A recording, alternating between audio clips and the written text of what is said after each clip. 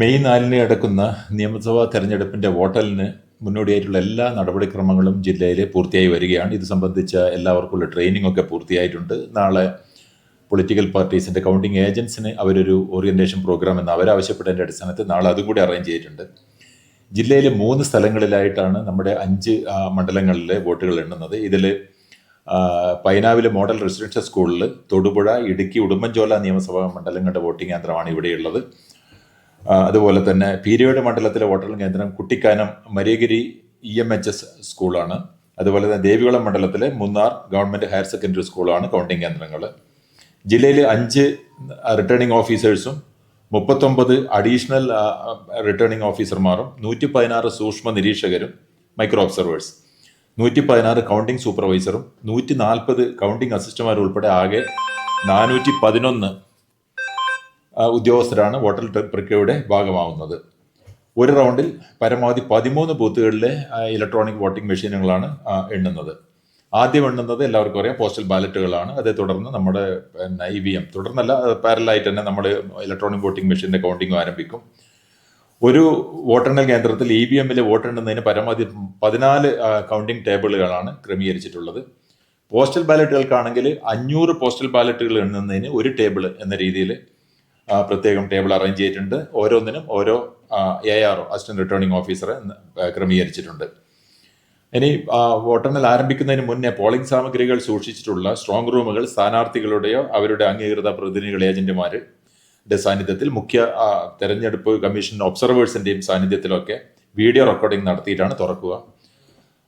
വോട്ടെണ്ണുമ്പോൾ നമ്മുടെ control room യൂണിറ്റിനോടൊപ്പം, എണ്ണുന്ന കൺട്രോൾ യൂണിറ്റിനോടൊപ്പം ഫോം 17C കൂടെ മേശപ്പുറത്ത് വെക്കും. അത് കൃത്യമായിട്ട് സുതാര്യം ഉറപ്പുവരുത്തുന്നതിനാണ്. പൊതുവെയുള്ള ചില നിർദ്ദേശങ്ങളിൽ വോട്ടെണ്ണൽ നിശ്ചയിക്കുന്ന സമയത്തിന് ചുരുങ്ങിയത് 1 മണിക്കൂർ മുമ്പെങ്കിലും നിയമന ഉത്തരവിൻ്റെ പകർപ്പ് റിട്ടേണിംഗ് ഓഫീസർക്ക് സമർപ്പിച്ചാൽ മാത്രമേ അങ്ങോട്ട് ഈ എൻട്രി ഉള്ളൂ. പിന്നെ വോട്ടെണ്ണൽ പ്രക്രിയ സുഗമമായി നടത്താൻ returning officer, assistant returning officer എന്നിവരുടെ നിയമപര എല്ലാ നിർദ്ദേശങ്ങളും എല്ലാവരും അനുസരിക്കേണ്ടതാണ്. അത് സ്റ്റാഫും അതുപോലെ തന്നെ കൗണ്ടിംഗ് ഏജൻസൊക്കെ അനുസരിക്കേണ്ടതാണ്. കൗണ്ടിംഗ് ഏജൻസിൻ്റെ കാര്യത്തിലാണെങ്കിൽ അവർക്ക് നിശ്ചയിക്കപ്പെട്ട ബാരിക്കേഡിൻ്റെ പുറകിൽ അറേഞ്ച് ചെയ്തിരിക്കുന്ന ഇരിപ്പിടങ്ങളിൽ മാത്രമാണ് ഇരിക്കേണ്ടത്. പിന്നെ ഈ വോട്ടെണ്ണലിൻ്റെ സുതാര്യത ഉറപ്പുവരുത്തുന്നതിന്, അല്ലെങ്കിൽ അതിൻ്റെ രഹസ്യാത്മകത ഉറപ്പുവരുത്തുന്നതിന് എല്ലാവർക്കും ബാധ്യതയുണ്ട്. ആ രഹസ്യാത്മകത ഉറപ്പുവരുത്തുന്നത് സംബന്ധിച്ച് എന്തെങ്കിലും വയലേഷൻസ് ഉണ്ടായാലും അത്തരം ആൾക്കാരെ ഹാളിൽ നിന്ന് പുറത്താക്കേണ്ടി വരും. ഇത് സംബന്ധിച്ച് കൃത്യമായ പാസുകൾ ഏർപ്പെടുത്തിയിട്ടുണ്ട്. ഇപ്രാവശ്യത്തെ കൗണ്ടിംഗ് ഹാളിനകത്തേക്കുള്ള പാസുകളുടെ കാര്യത്തിൽ QR കോഡ് ബേസ്ഡ് ID കാർഡാണ്. അപ്പോൾ ആ QR code based ID card ഉള്ളവരെ മാത്രമേ ഹാളിനകത്തേക്ക് പ്രവേശിപ്പിക്കുന്നുള്ളൂ. അതുപോലെ തന്നെ മാധ്യമ പ്രവർത്തകർക്കും കൃത്യമായ നിർദ്ദേശങ്ങൾ ഇലക്ഷൻ കമ്മീഷനിൽ നിന്നുണ്ട്. അവർക്ക് election chief electoral officer issue ചെയ്ത പാസുകൾ അവർക്ക് നൽകിയിട്ടുണ്ട്. അവർക്ക് നിർദ്ദേശിക്കപ്പെട്ട പ്രകാരമുള്ള റെക്കോർഡിങ്ങുകളും വാർത്തകളും അവർക്ക് അവിടെ നിന്ന് ചെയ്യാം.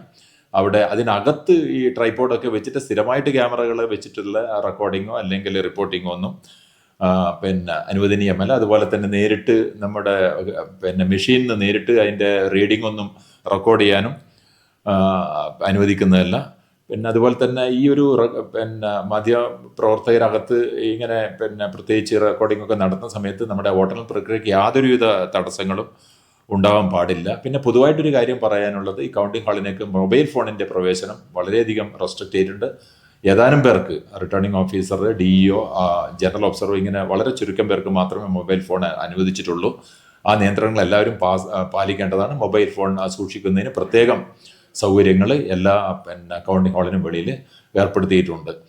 ഒരിക്കൽ കൂടി എല്ലാവരുടെയും സഹകരണം നമ്മുടെ സുഗമമായ ഈ വോട്ടെണ്ണൽ പ്രക്രിയ പൂർത്തിയാക്കുന്നതിന് അഭ്യർത്ഥിച്ചുകൊണ്ട് നിർത്തുന്നു. നന്ദി.